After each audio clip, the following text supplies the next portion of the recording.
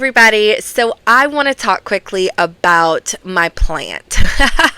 So I got gifted this plant. I don't know about you guys, but I am not a plant mom. I've not been one who has tons of plants, keeps them alive. Honest, half the time I forget to water them. My husband really does that.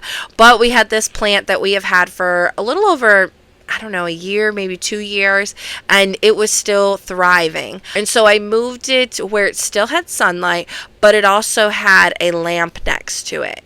And I'm not 100% sure, but I believe the lamp affected the life of this plant. So the plant actually blossomed more leaves, and I was like, hey, it's growing, it's thriving over there, it's doing great.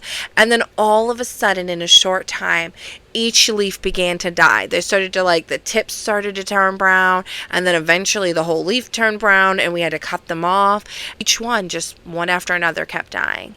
And the Lord reminded me that sometimes in our life, if we allowed bad light into our life, it can kill the things in us that God has originally put there.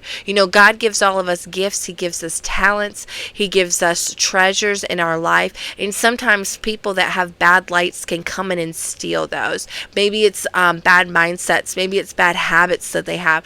Maybe it's the way they talk to you, that can steal your dream and can steal what God has for your life. And so I want to encourage you that if you are struggling in an area, maybe a lot of the youth have told me hey, I struggle with cussing because all my friends cuss.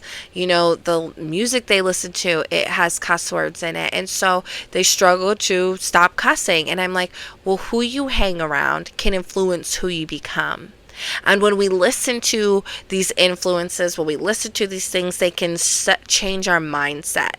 I met someone before, and he told me that he gets in every room with a millionaire or a successful business person that he can, because he wants to be a successful business person. So he wants to learn mindset from them, right? And so who we hang around can influence who we become. My mom has taught me that my entire life, and I stand by and believe that.